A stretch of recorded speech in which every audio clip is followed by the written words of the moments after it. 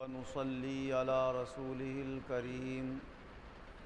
أما بعد فأعوذ بالله من الشيطان الرجيم بسم الله الرحمن الرحيم يا أيها الذين آمنوا ادخلوا في السلم كافة ولا تتبعوا خطوات الشيطان إنه لكم عدو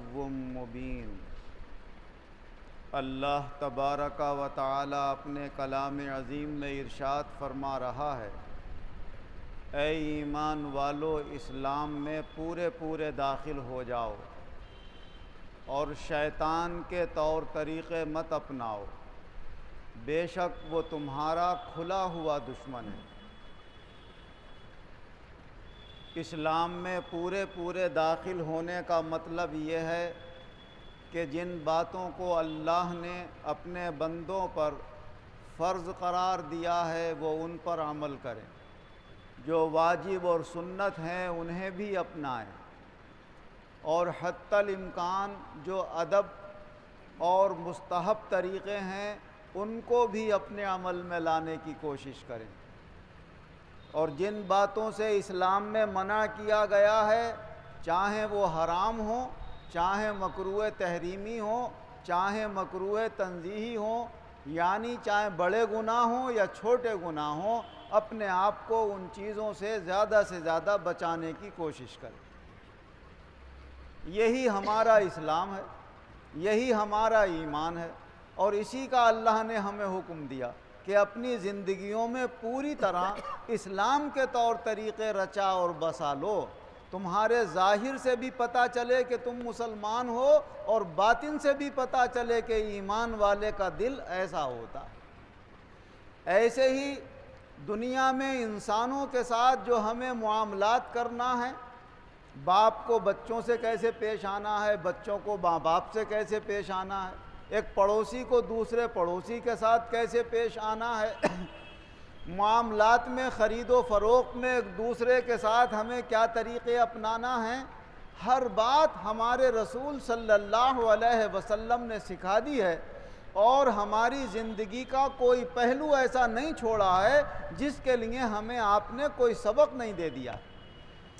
اسی بات سے متاثر ہو کر کسی شاعر نے کہا ہے کہ وہ کون سا گوشہ ہے حیات بشری کا، وہ کون سا گوشہ ہے حیات بشری کا، احسان نہیں جس پہ رسول عربی کا۔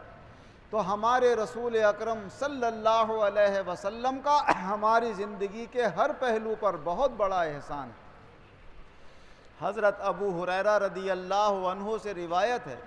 کہ حضور صلی اللہ علیہ وسلم نے ارشاد فرمایا کہ میں، اے میرے امتیوں، تمہارے لیے ایسا ہوں جیسے کوئی باپ اپنے بچوں کے لیے ہوتا ہے، تم سے پیار اور محبت اتنا کرتا ہوں کہ تمہاری زندگی کی ہر بات کو میں سنبھال دینا چاہتا ہوں، اور میں تمہیں سکھاتا رہتا ہوں کہ یہ کام ایسے کرو، یہ کام ایسے کرو، یہ کام ایسے، تاکہ میرا ایک امتی بڑا با ادب بن کر دنیا کے سامنے ظاہر ہو، لوگ دیکھیں تو کہیں کہ مسلمان ایسا ہوتا ہے، محمد مصطفیٰ صلی اللہ علیہ وسلم کا ماننے والا ایسا ہوتا ہے۔ کیونکہ جب کسی امتی پر کوئی بات آتی ہے تو تکلیف ہمارے رسول کو ہوتی ہے، وہ فرماتے ہیں کہ دیکھو میرے ماننے والے پر اعتراض ہو رہا ہے کہ انہوں نے، ان کے دین میں کیا سکھایا گیا، ان کے نبی نے انہیں کیا بتایا ہے، تو غلطیاں ہم کرتے ہیں اور باتیں ہمارے نبی کے اوپر جاتی ہیں، ہمارے دین پر جاتی ہیں، ہمارے قرآن پر جاتی ہیں۔ اگر اس ذہن سے ہم مسلمان سوچ لیں تو نہ کوئی کسی کو بلا وجہ گالی دے گا، نہ کوئی مارنے پیٹنے کی کوشش کرے گا، نہ کوئی کسی کا مال دبانے کی کوشش کرے گا، نہ چھوٹے اپنے بڑوں سے بے عزتی اور بے ادبی سے پیش آئیں گے، نہ بڑے اپنے چھوٹوں کے اوپر ظلم و ستم کریں گے۔ دنیا کا ماحول بڑا خوشنما اور خوشگوار ہو جائے گا، اور ہر جگہ امن و امان اور سلامتی قائم ہو جائے گی۔ مگر عوام کو کیا کہا جائے، خواص جو دین کے جاننے والے ہوتے ہیں وہ خود بہت ساری باتیں پڑھی لکھی طاقوں میں رکھی رہن دیتے ہیں اور عمل ان کے کچھ اور بتا رہے ہوتے ہیں۔ اور ایک بڑی خرابی اس زمانے میں یہ پیدا ہو گئی ہے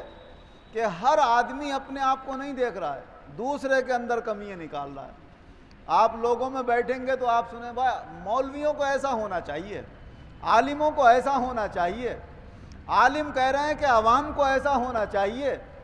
باپ کہہ رہا ہے میرے بچوں کو میرے ساتھ ایسا معاملہ کرنا چاہیے، بچے کہہ رہے ہیں کہ ہمارے باپ کو ہماری ماں کو ایسا ہمارے ساتھ پیش آنا چاہیے جیسے فلاں آ رہا۔ ہر آدمی دوسرے میں کمی نکال کر بیان کر رہا ہے، اسے ایسا ہونا چاہیے، اسے ایسا ہونا چاہیے۔ اس سے کبھی سدھار پیدا نہیں ہوگا، اس سے کبھی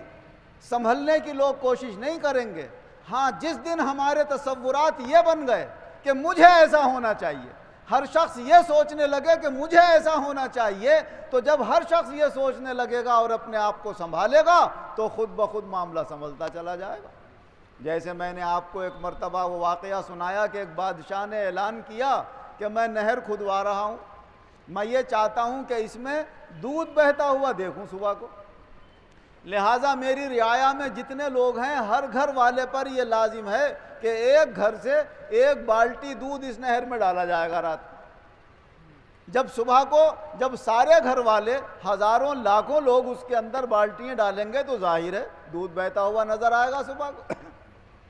اب ایک شخص سوچنے لگا کہ ہماری آبادی کے سارے لوگ ایک ایک بالٹی دودھ ڈالیں گے،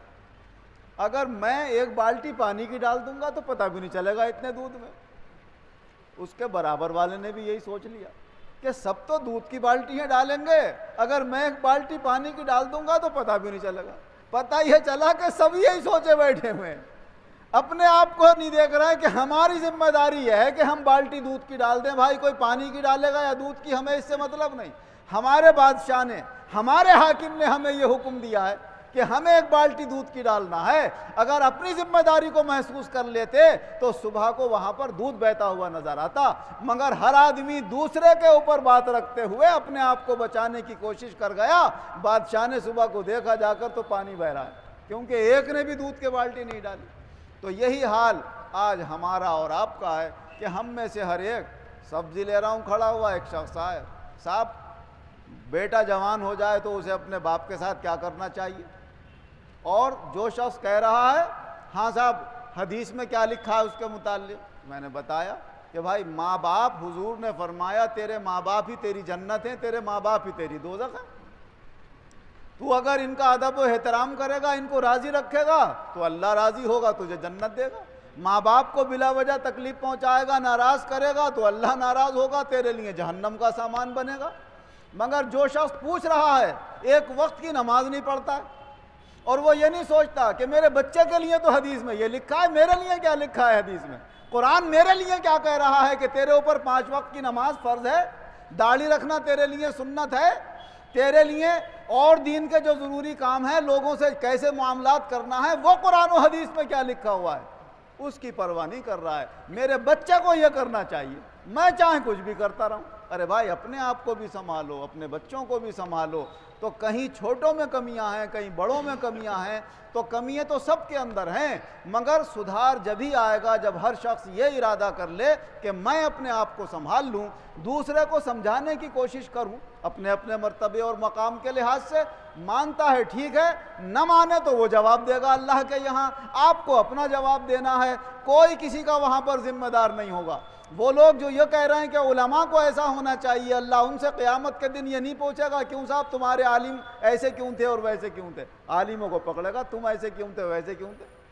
ہاں علماء کو پکڑے گا اگر انہوں نے نہیں سمجھایا اپنی عوام کو، چاہے وہ خود عمل کر رہے ہیں یا نہیں کر رہے ہیں، لیکن قرآن و حدیث کی روشنی میں انہیں چاہیے کہ اپنے عوام کو سمجھاتے رہیں اور بتاتے رہیں، اور خود بھی اس کے ساتھ ساتھ عمل کریں گے تو پھر ان کی زبان میں برکت بھی پیدا ہوگی اور اثر بھی پیدا ہوگا، تو اور زیادہ بہتر، سونے پہ سہاگا۔ اللہ بتانے والوں کو بھی عمل کی توفیق دے اور سننے والوں کو بھی عمل کی توفیق دے۔ تو ہمارے رسول صلی اللہ علیہ وسلم نے ایسی ایسی چھوٹی چھوٹی باتیں اپنے امتیوں کو بتا دی کہ کوئی بڑے سے بڑا ہمدرد باپ اپنی اولاد کو اتنی شاندار تربیت نہیں دے سکتا جیسی تربیت ہمارے رسول صلی اللہ علیہ وسلم نے دی۔ جب حضرت سلمان فارسی رضی اللہ عنہ سے ایک شخص کہنے لگا، غیر مسلم، کہ تمہارے نبی تو کچھ چھوڑتے ہی نہیں ہیں، سب کچھ بتا دیتے ہیں، بیت الخلا جانے کے بھی طریقے بتا دیے۔ کہا ہاں بتا دیا ہمیں طریقہ، ہمارے جب بیت الخلا میں جاؤ تو نہ کعبے کو منہ کرو نہ کعبے کو پیٹ کرو، اور دائنے ہاتھ سے کبھی استنجا مت کرو۔ اور ایک حدیث میں یہ آیا کہ حضور صلی اللہ علیہ وسلم جب بیت الخلاء میں داخل ہوا کرتے تھے تو پڑھتے تھے اللہم انی اعوذ بک من الخبث والخبائث، اے اللہ جو یہاں پر خبیث جن مرد ہیں ان سے بھی تیری پناہ مانگتا ہوں، اور جو یہاں خبیث جن عورتیں ہیں ان سے بھی تیری پناہ مانگتا ہوں، کیونکہ حضور صلی اللہ علیہ وسلم نے فرمایا یہ بیت الخلائیں یہ خبیث قسم کے جنوں کے رہنے کی جگہیں ہیں، یہ تمہارا انتظار کرتے ہوتے ہیں کہ جب تم اپنی وہاں شرمگاہیں کھولو تو وہاں پر یہ مزے کریں اور تمہارے اوپر اپنے یہ اثرات قائم کریں۔ لہٰذا بہت سے لوگوں میں جو جنونی کیفیات پائی جاتی ہیں، ذرا سی بات پہ غصہ آ گیا، ذرا سی بات پہ کچھ سے کچھ کر رہے ہیں، کچھ پہ جنوں کے اثرات ظاہر بھی ہو جاتے ہیں، یہ وہی اثرات ہوتے ہیں کہ وہ اللہ کا نام ذکر کرنے کی پرواہ نہیں کرتے اور وہ ایسی جگہوں سے متاثر ہو جاتے ہیں، عورتوں پہ، مردوں پہ، بچوں پہ، بڑوں پہ، وہاں سے یہ خبیث چیزیں انہیں گھیر لیتی ہیں اور پھر وہ پریشان ہوتے ہیں۔ فرمایا جب تم اللہ کا نام لے کر وہاں جاؤ گے تو اللہ تمہاری حفاظت فرمائے گا، ان کی نگاہوں سے تمہاری شرمگاہوں کی بھی حفاظت ہو جائے گی اور تمہاری بھی حفاظت ہو جائے گی۔ تو یہ تربیت اور تعلیم ہمیں بیت الخلاء جانے کی بھی ہمارے رسول صلی اللہ علیہ وسلم نے دی کہ جب اندر داخل ہوں تو پہلے بایاں پاؤں رکھیں اور پاؤں رکھنے سے پہلے یہ پڑھ لیں اعوذ باللہ من الخبث والخبائث یا اللہم انی اعوذ بک من الخبث والخبائث، دونوں کا ایک ہی مطلب ہے۔ جب وہاں سے نکل کے آتے تھے حضور صلی اللہ علیہ وسلم تو پھر پڑھتے تھے غفرانہ کا، اے اللہ میں تجھ سے مغفرت مانگتا ہوں۔ تو چھوٹی سی دعا ہے غفرانہ کا، یہ پڑھ کر آدمی سنت کے مطابق اپنی زندگی کے عمل سے فارغ ہو جاتا ہے، اور یہ ہماری زندگیوں میں روزانہ پیش آنا ہے۔ تو ہماری زندگیوں کے جو روزانہ کے کام ہیں وہ ہمیں کیسے کرنا ہے، یہ ہمارے رسول صلی اللہ علیہ وسلم نے ہمیں سکھائے ہیں۔ اللہ تعالی ہمیں سیکھ کر ان پر عمل پیرا ہونے کی توفیق عطا فرمائے۔ یہ بھی ایک بہت بڑی سازش یہودیوں کی چھوڑی ہوئی ہے کہ وہ کسی نہ کسی بہانے سے ایک دو مسئلوں کو اجاگر کر کے علماء سے بدگمان کرتے ہیں مسلم عوام کو کہ وہ ان کے قریب جائیں گے تو دین کی باتیں سیکھیں گے، دور رہیں گے تو اپنے دین سے بے بہرہ رہیں گے۔ موبائلوں کے ذریعے سے ایسی باتیں ڈلواؤ، کوئی مولوی کچھ کہہ رہا ہے، کوئی کچھ کہہ رہا ہے، کوئی کچھ کہہ رہا ہے، کوئی عالم ہے، کوئی انجینئر ہے، کوئی ڈاکٹر ہے، جس کے دل میں آ رہا ہے یہ ڈالا جا رہا ہے موبائل میں، لوگ سن رہے ہیں، کوئی کہہ رہا ہے صاحب وہ عالم تو یہ کہہ رہا تھا، وہ مسلمانوں کے ذہنوں میں انتشار پیدا کر دو، اختلافات پیدا کر دو۔ تو یہ سازشیں چل رہی ہیں۔ اللہ تعالیٰ ان سازشوں سے ہماری حفاظت فرمائے اور دین کے صحیح راستے اپنے علماء سے سیکھ کر ان پر عمل کرنے کی اللہ ہم سب کو توفیق عطا فرمائے۔ آمین وآخر دعوانا ان الحمد للہ رب العالمین۔ الحمد للہ رب العالمین والعاقبۃ للمتقین والصلاة والسلام علی خیر خلقہ محمد وآلہ واصحابہ اجمعین۔ اے اللہ ہمارے گناہوں کو معاف فرما، آئندہ گناہوں سے بچنے کی توفیق عطا فرما۔ ہر انسان کو اپنی اپنی کمیوں پر غور کر کے انہیں دور کرنے کی توفیق عطا فرما، اپنے اندر اچھائیاں لانے کی توفیق عطا فرما۔ ایمان و عزت کے ساتھ زندہ رکھ، ایمان و عزت کے ساتھ بآسانی خاتمہ فرما اور اپنے مقبول بندوں کے ساتھ آخرت میں ہمارا حشر فرما۔ آمین بجائے